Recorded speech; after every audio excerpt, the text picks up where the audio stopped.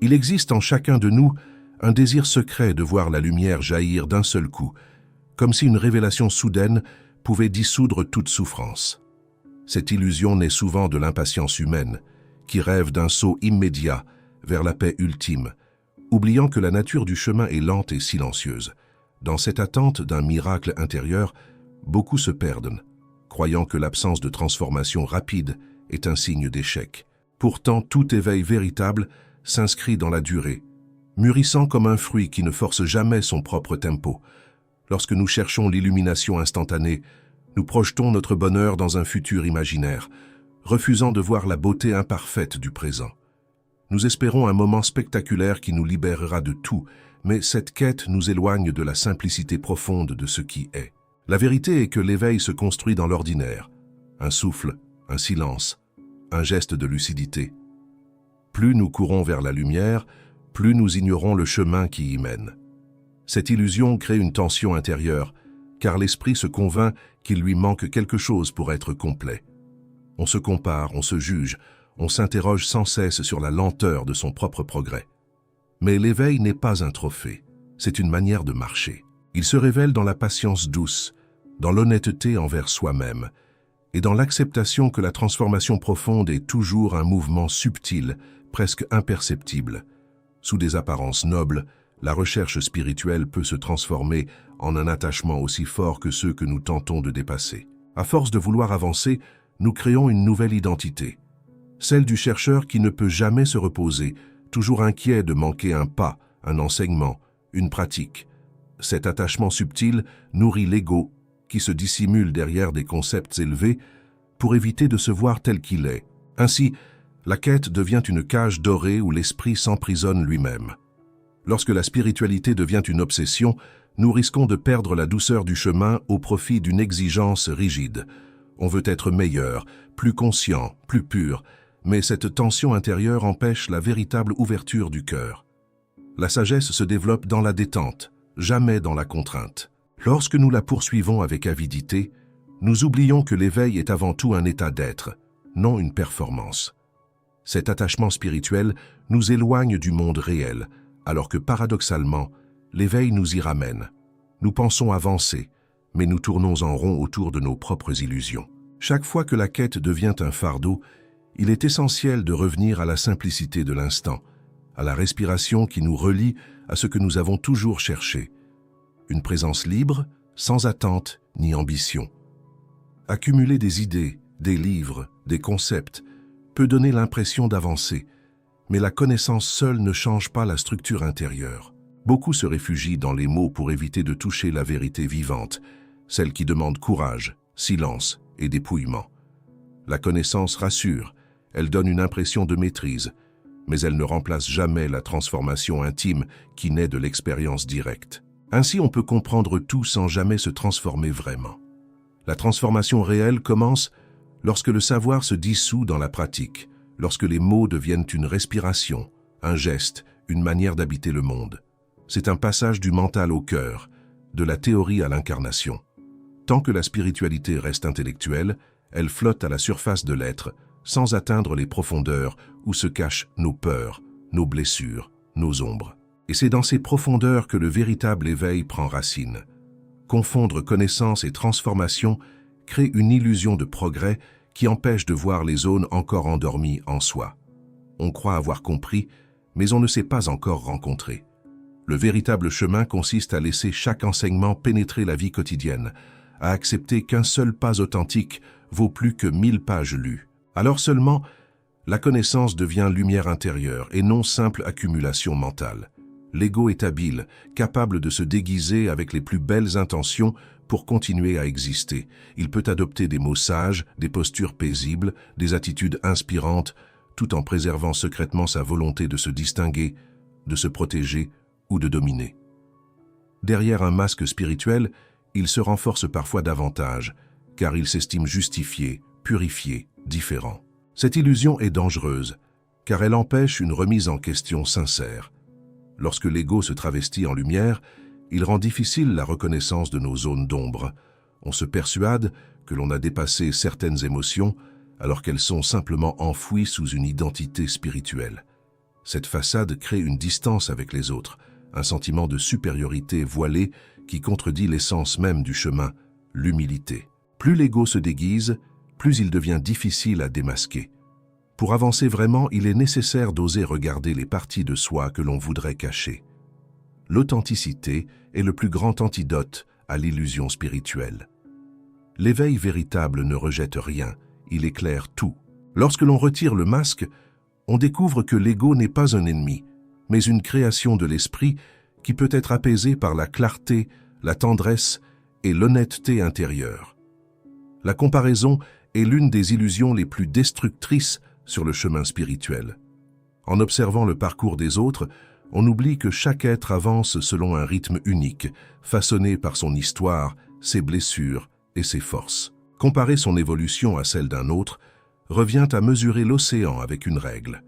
On réduit ce qui est infiniment vaste à une perspective étroite et injuste. Et ce poison mine la confiance en soi. Lorsque nous nous comparons, nous créons une tension intérieure qui voile notre propre lumière. On se sent en retard, insuffisant, moins sage, moins avancé. Cette perception nourrit l'ego blessé, qui trouve des raisons supplémentaires de se sentir séparé. Pourtant, la voie spirituelle n'est pas une course, c'est une floraison. Et aucune fleur ne hâte son propre printemps en regardant celle d'à côté. La comparaison disparaît lorsque l'on comprend que l'éveil n'est pas un sommet commun, mais une exploration personnelle. Chaque pas, aussi discret soit-il, a sa valeur. Lorsque l'on accepte de marcher à son rythme, la jalousie se transforme en inspiration et la compétition silencieuse laisse place à la compassion. Alors, le chemin devient plus doux, plus vaste, plus vrai. Beaucoup imaginent que la paix intérieure est un état où plus rien ne dérange, où la vie devient lisse, silencieuse, parfaitement ordonnée. Cette vision crée une illusion dangereuse, car elle oppose la paix au mouvement naturel de l'existence. La vie n'a jamais promis la tranquillité absolue. Elle est faite de cycles, d'imprévus, de vents changeants. La paix véritable ne consiste donc pas à éliminer les vagues, mais à apprendre à flotter avec elles. Lorsque l'on attend que les problèmes disparaissent pour se sentir en paix, on conditionne son bonheur à des circonstances extérieures qui n'ont jamais été sous notre contrôle. On retarde l'éveil en imaginant un monde qui ne peut exister, un monde figé, dépourvu de défis. Cette attente génère frustration, doute et déception, et chaque perturbation devient une preuve supposée de notre manque d'évolution. Pourtant, la sagesse éclot précisément dans les moments où tout vacille. La paix intérieure authentique est un refuge qui s'établit au cœur même du tumulte. C'est une façon d'habiter la réalité avec courage, avec souplesse, avec une lucidité profonde. Elle ne rejette rien, ni les émotions, ni les incertitudes, ni les périodes sombres. Elle embrasse tout avec une confiance silencieuse. Et c'est dans cette acceptation que nous découvrons une sérénité qui ne dépend plus des circonstances. Il est naturel d'admirer ceux qui semblent marcher avant nous sur le chemin, mais cette admiration peut facilement glisser vers une idéalisation dangereuse. On projette sur les maîtres une perfection que même eux ne revendiquent pas. On leur attribue des qualités surhumaines, une sagesse infaillible, une pureté absolue. Et dans cette projection, on perd de vue que la véritable source de la transformation réside en nous. Lorsque nous plaçons un guide sur un piédestal, nous réduisons notre propre potentiel. On se persuade que l'autre sait mieux, voit mieux, vit mieux, et que notre lumière dépend de son regard ou de son enseignement. Cette dépendance subtile enferme l'esprit dans une immaturité spirituelle.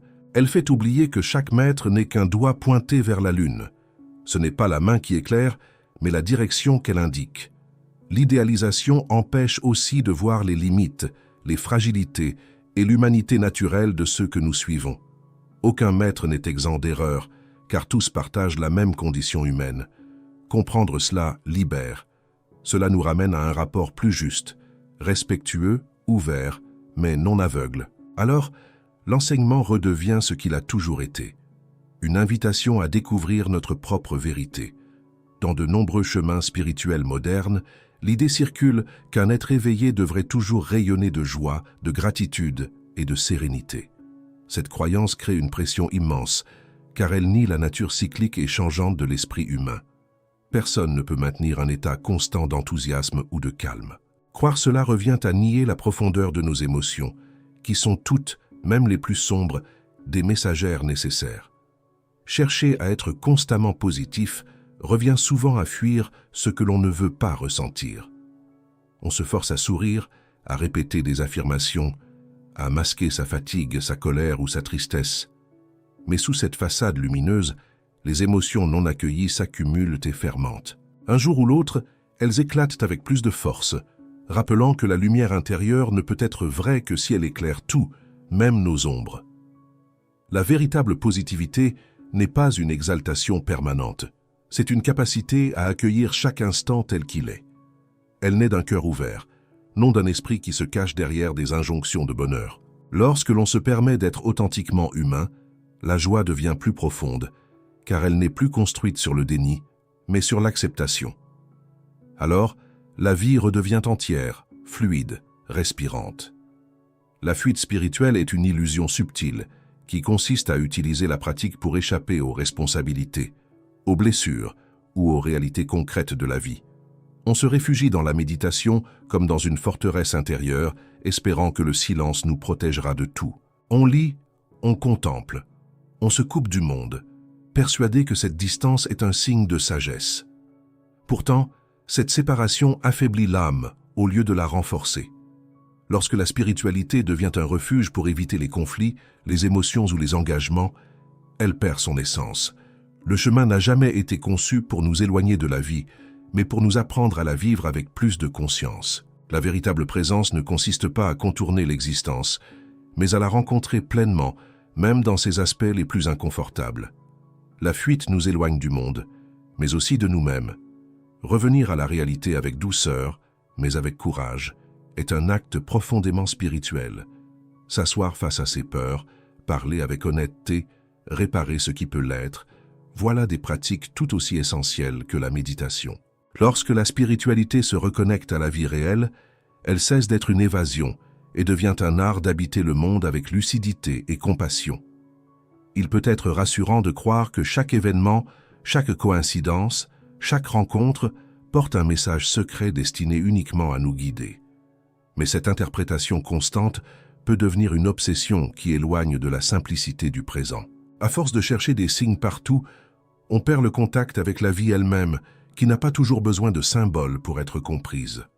La réalité devient un puzzle codé que l'on tente de déchiffrer, parfois au détriment de la paix intérieure. Cette obsession crée une dépendance psychologique, car chaque décision, même la plus simple, semble nécessiter une validation extérieure. On ne se fait plus confiance, on attend un signe pour avancer, pour aimer, pour partir, pour changer. Cela peut paralyser l'action et mener à une spiritualité infantilisante, où la responsabilité personnelle disparaît. Pourtant, le véritable enseignement se trouve souvent dans la clarté de l'esprit, non dans des messages mystérieux. Voir des signes peut être beau, poétique, inspirant, mais seulement si cela reste un soutien, non une béquille. Les coïncidences existent, les synchronicités aussi, mais elles ne remplacent jamais la sagesse intérieure. Le plus grand message que l'univers puisse nous offrir est peut-être celui-ci. Apprendre à écouter sa propre voix, calme, profonde, enracinée dans la vérité de l'instant. La discipline peut être une alliée précieuse sur le chemin intérieur, mais lorsqu'elle se transforme en exigence inflexible, elle perd toute sa beauté. Beaucoup se jugent sévèrement lorsqu'ils ne méditent pas assez, ne pratiquent pas assez, ne restent pas assez calmes. Cette dureté intérieure crée un poids, un sentiment de faute, un manque d'oxygène spirituel. Le chemin devient alors une obligation plutôt qu'un espace de libération. Lorsque la discipline est rigidifiée, le cœur se ferme progressivement, car il se sent constamment évalué, mesuré, corrigé. L'esprit se transforme en surveillant, observant chaque pensée, chaque geste, avec une sévérité contraire à toute bienveillance. Au lieu de s'apaiser, l'être se contracte, et cette tension étouffe la joie naturelle, celle qui naît spontanément lorsque l'on marche sans se juger. La vraie discipline est souple, vivante, ajustée à chaque moment. Elle respecte nos limites, nos émotions, nos besoins du jour. Elle nous accompagne comme un ami, non comme un maître sévère. Quand la pratique retrouve cette douceur, elle redevient un refuge, une respiration, un espace où l'on peut enfin déposer le poids de la perfection et revenir à la simplicité d'être. Beaucoup croient que la spiritualité offre un moyen de contrôler la vie, les pensées, les émotions, les événements. Comme si, en méditant ou en pratiquant, on pouvait empêcher le chaos, la douleur ou l'imprévu. Cette illusion crée un rapport utilitariste au chemin. On cherche à l'utiliser pour maîtriser la réalité, alors qu'il vise précisément à nous apprendre à la laisser être. Cette volonté de contrôle renforce l'ego plutôt qu'elle ne le dissout. Lorsque l'on cherche à tout contrôler, on se coupe de la spontanéité naturelle de l'existence. On veut que les choses se déroulent selon nos attentes, nos horaires, nos visions idéales. Cette tension intérieure crée une fatigue, un épuisement silencieux. Le monde n'est plus un lieu de découverte, mais un terrain d'anticipation, de peur, d'efforts constants. Et dans cette lutte, l'esprit se perd. L'abandon du contrôle n'est pas une démission, mais une ouverture. C'est reconnaître que la vie suit un rythme plus vaste que le nôtre. C'est accepter que la sagesse apparaît souvent dans l'inattendu, dans ce que l'on n'avait pas prévu. Lorsque l'on cesse de vouloir gouverner chaque détail, on découvre une liberté nouvelle, celle de respirer avec le flux de la vie, sans résistance ni crainte. L'un des pièges les plus subtils du chemin est la sensation de s'élever au-dessus des autres simplement parce que l'on médite, lit, pratique ou évolue différemment. Cette illusion nourrit un ego spirituel plus dangereux encore que l'ego ordinaire, car il se croit lumineux. On se persuade d'être plus conscient, plus évolué, et cette pensée crée une distance avec le reste du monde. Ce n'est pas l'éveil qui grandit, mais l'orgueil. Ce sentiment de supériorité empêche toute progression authentique. On n'apprend plus vraiment car on croit déjà savoir. On écoute plus profondément car on pense déjà comprendre. Cette fermeture du cœur isole, fragilise et étouffe la compassion, qui est pourtant l'essence même de la voie. Le chemin spirituel n'a jamais été une échelle sociale invisible. Il est un retour à l'humilité la plus simple. Lorsque l'on redécouvre notre humanité commune, la supériorité fond comme neige au soleil. On comprend que chacun lutte, chacun espère, chacun cherche à sa manière. Cette reconnaissance ouvre un espace immense de tendresse et de respect. Alors seulement, la spiritualité retrouve son sens. Non pas nous élever au-dessus du monde, mais nous rapprocher de tout ce qui vit. Beaucoup pensent que ressentir de la colère, de la tristesse ou du doute prouve que l'on régresse sur son chemin. Pourtant, ces émotions sont des signaux profonds qui révèlent les zones encore vivantes en nous, celles qui demandent attention et soin. Les rejeter, c'est refuser une partie essentielle de notre humanité. Et croire qu'elles sont un échec, c'est nourrir une fausse image de ce que signifie réellement évoluer. Les émotions négatives ne sont pas des ennemis. Elles sont des messagères honnêtes, parfois brutales, mais porteuses de vérité. Elles révèlent nos attentes, nos blessures, nos peurs cachées. Les accueillir, c'est ouvrir la porte à une transformation authentique. Les repousser, au contraire, c'est empêcher la guérison de s'accomplir. Le chaos intérieur est parfois le prélude d'une croissance profonde. La maturité spirituelle consiste à laisser les émotions circuler sans s'identifier à elles, sans les juger, sans les fuir. C'est apprendre à écouter sans absorber, à ressentir sans se perdre. Lorsque l'on cesse de diaboliser nos zones sombres, elles se transforment en alliés. L'éveil n'efface pas les émotions. Il leur offre un espace où elles peuvent se libérer en douceur. Les techniques, les méditations, les rituels peuvent être de puissants outils, mais lorsqu'on s'y attache de manière rigide, on oublie qu'ils ne sont que des moyens, non des vérités absolues. Beaucoup se perdent dans la forme. La posture parfaite, le temps exact, la méthode idéale. Cette obsession empêche le cœur de s'ouvrir. On suit la pratique comme un protocole, non comme une rencontre vivante avec soi-même. L'attachement aux techniques crée une illusion de sécurité, comme si la pratique mécanique pouvait garantir l'éveil. On cherche la perfection extérieure, mais on oublie la transformation intérieure. Le geste devient vide, la méditation devient répétitive, et l'on se demande pourquoi rien ne change vraiment. Pourtant, ce n'est pas la technique qui éveille, c'est la conscience que l'on y apporte. Lorsque l'on comprend que les outils ne sont que des portes, on cesse de les idolâtrer. On les utilise avec gratitude, mais sans dépendance. On laisse l'intuition guider la pratique. On suit le mouvement intérieur. Alors, la spiritualité cesse d'être un ensemble de règles et devient un souffle libre, un espace intime où l'on peut enfin habiter pleinement. Il est naturel de vouloir être guidé, conseillé, éclairé par des voies extérieures, surtout lorsque le chemin semble obscur. Pourtant, cette dépendance excessive nous éloigne de notre propre sagesse intérieure. À force de demander, de consulter, de comparer, nous étouffons la petite voix subtile qui murmure en nous. Cette voix n'est pas spectaculaire, mais elle est authentique. Elle porte une vérité que nul guide extérieur ne peut remplacer. Lorsque nous ignorons notre intuition, nous devenons étrangers à nous-mêmes. Nous avançons selon les opinions, les croyances et les expériences d'autrui, sans jamais écouter ce que notre être profond tente de nous dire. Cette déconnexion crée une confusion intérieure, comme si nous marchions dans un brouillard épais. La clarté ne vient pourtant pas de l'extérieur. Elle naît lorsqu'on se permet enfin de se faire confiance, même timidement. Retrouver son intuition demande du silence, de la patience et une présence tendre envers soi. C'est accepter de ne pas tout savoir immédiatement, de faire des erreurs, de revenir en arrière si nécessaire. Mais c'est aussi se rappeler que chaque être possède un chemin unique et que l'intuition est la boussole la plus précise dont nous disposons. Lorsqu'on la respecte, elle nous ramène toujours vers ce qui est juste pour nous. Beaucoup croient que l'acceptation consiste à tout laisser passer, à ne rien dire, à ne rien bouger, comme une forme de résignation spirituelle. Pourtant, l'acceptation véritable n'est ni passivité ni abandon. Elle est un regard lucide posé sur la réalité, un consentement profond à ce qui est, sans renoncer à notre pouvoir d'agir. La passivité descend de la peur, tandis que l'acceptation s'élève de la sagesse. Lorsque l'on confond les deux, on se prive de notre capacité d'influencer notre propre destin. On accepte des situations douloureuses comme si elles étaient inévitables, croyant pratiquer la sagesse alors qu'on se retire par fatigue ou par crainte. Cette fausse acceptation crée une stagnation intérieure, une impression d'être prisonnier de sa propre vie. Pourtant, la véritable spiritualité invite à la clarté, jamais à la soumission. L'acceptation authentique est un point de départ, pas une fin. Elle nous permet de voir clairement la situation telle qu'elle est, sans illusion, sans déformation. Une fois cette vision posée, l'action juste peut émerger. Parfois, accepter signifie rester. Parfois, cela signifie partir.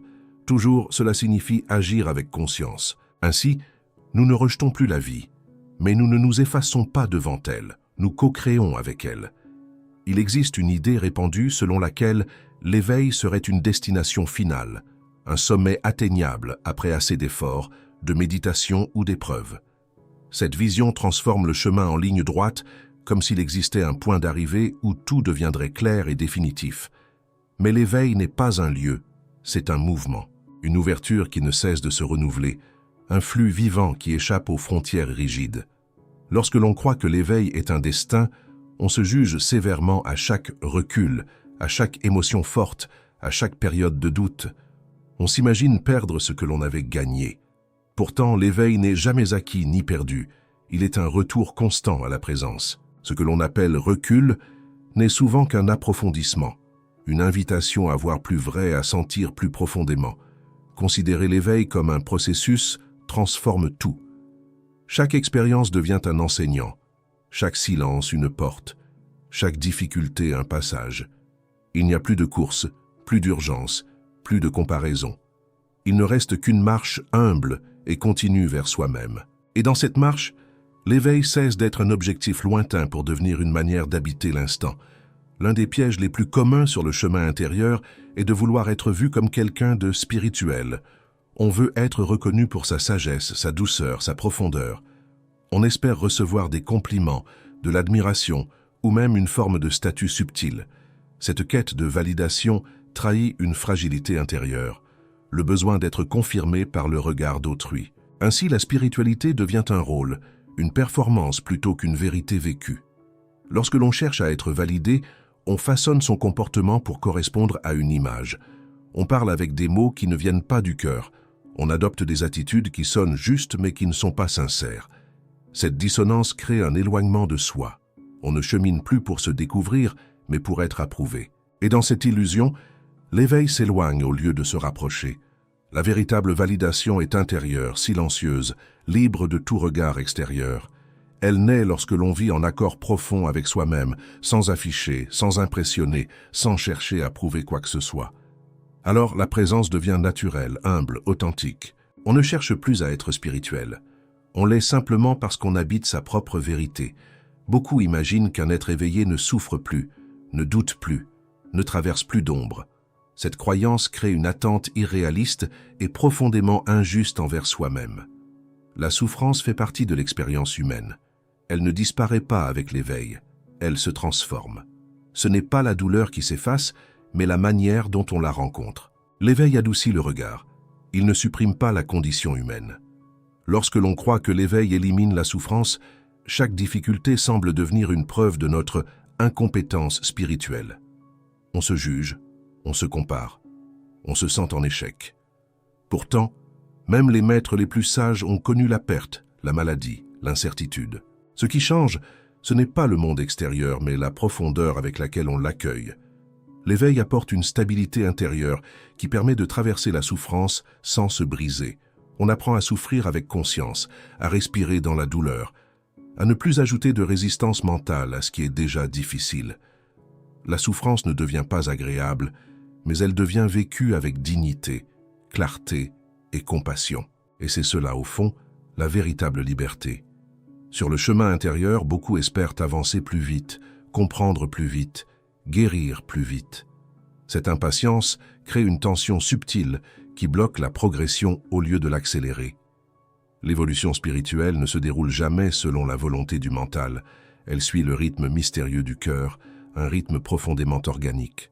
Vouloir rater ce processus revient à tirer sur une fleur pour la faire pousser plus vite. On la blesse au lieu de la faire éclore. Lorsque l'on manque de patience, chaque silence semble une stagnation, chaque doute un recul, chaque émotion forte un échec. On se juge constamment, on s'agace de ne pas être déjà arrivé là où l'on pense devoir être. Pourtant, ce que l'on appelle lenteur est souvent une maturation invisible, un travail profond qui se fait en souterrain. Ce n'est pas parce que l'on ne voit pas le changement qu'il n'existe pas. La patience est l'un des plus grands actes de foi envers soi-même. Elle consiste à laisser la vie œuvrer en nous sans précipitation, sans forcer, sans comparer.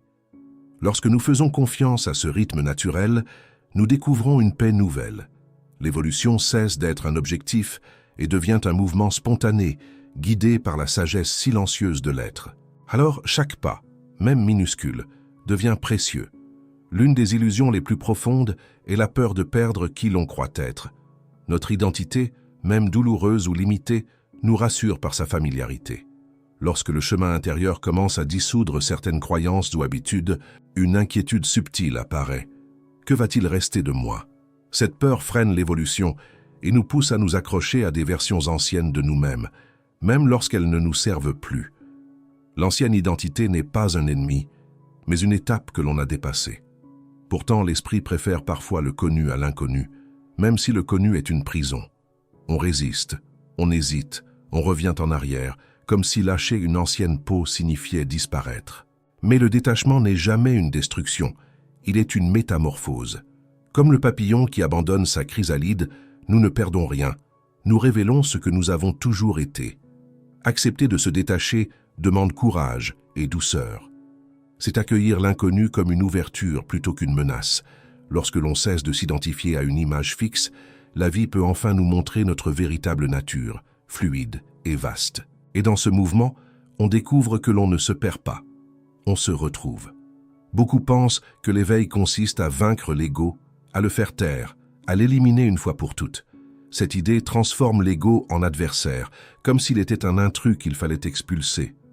Mais l'ego n'est pas un ennemi, il est une construction psychologique, un mécanisme de protection né de notre histoire. Chercher à le contrôler ou à le supprimer ne fait que le renforcer, car la lutte nourrit ce que l'on tente de détruire. Lorsque l'on croit avoir dominé l'ego, on tombe dans l'un des pièges les plus subtils, celui de l'ego spirituel. On se persuade d'avoir atteint un niveau supérieur, d'être au-dessus des réactions humaines ordinaires. Mais dès qu'une situation difficile survient, l'ego ressurgit, blessé ou agité, rappelant que sa présence est naturelle. C'est le rejet qui crée la souffrance, non l'existence de l'ego lui-même. La voie la plus sage consiste à cohabiter avec l'ego, à l'observer sans s'y identifier, à l'apaiser sans le combattre. Lorsqu'on le traite avec douceur, il perd son pouvoir, il devient un visiteur, non un maître. Cette relation plus tranquille ouvre un espace où la conscience peut se déployer pleinement, sans devoir éliminer quoi que ce soit. L'éveil n'est pas une guerre intérieure, c'est une danse. Beaucoup imaginent que l'éveil est un état de béatitude permanente, une vie dépourvue de poids, de conflits, de confrontations intérieures. Cette vision édulcorée de la spiritualité occulte une vérité essentielle. La lumière révèle aussi l'ombre. Plus nous devenons conscients, plus nous voyons clairement nos conditionnements, nos blessures, nos mécanismes profonds. Ce processus, loin d'être léger, peut parfois être bouleversant. Lorsque l'on croit que l'éveil est synonyme de légèreté exclusive, on se sent trahi lorsque les émotions intenses réapparaissent ou que les anciennes douleurs remontent. On pense avoir échoué et ne pas être assez avancé. Pourtant, c'est souvent dans ces moments d'intensité que la transformation est la plus profonde. La lumière ne supprime pas l'ombre, elle la révèle pour la libérer. La véritable légèreté naît de la traversée, non de l'évitement. Elle s'installe lorsque l'on accepte de regarder la totalité de ce que l'on est, sans jugement. Alors, même les moments difficiles deviennent des passages vers une clarté plus grande. La légèreté n'est pas un état permanent, elle est une respiration qui revient chaque fois qu'on ne fuit plus ce qui est. L'ultime illusion, peut-être la plus répandue, est de chercher l'éveil partout, sauf là où il se trouve, dans l'instant présent. On imagine qu'il se trouve dans un futur meilleur, un état plus pur, un soi plus accompli. On court, on espère, on anticipe, on conceptualise, et pendant ce temps, on passe à côté de la seule réalité où la transformation peut réellement se produire, maintenant. Vivre pleinement le présent ne signifie pas se résigner ou renoncer aux rêves. Cela signifie être entièrement là, habiter chaque souffle, chaque sensation, chaque émotion sans vouloir être ailleurs. C'est une rencontre intime avec ce qui est, une ouverture totale à la vie telle qu'elle se présente. Dans cette présence, l'esprit cesse de courir et retrouve une paix profonde. Lorsque l'on se rappelle que l'éveil n'est pas un ailleurs mais un ici, tout change. Le chemin cesse d'être une quête lointaine et devient une manière de marcher. On découvre que le présent n'est pas une étape, mais la destination elle-même. Et dans cette compréhension silencieuse, une lumière douce s'élève, celle d'une conscience qui s'éveille simplement en habitant chaque instant.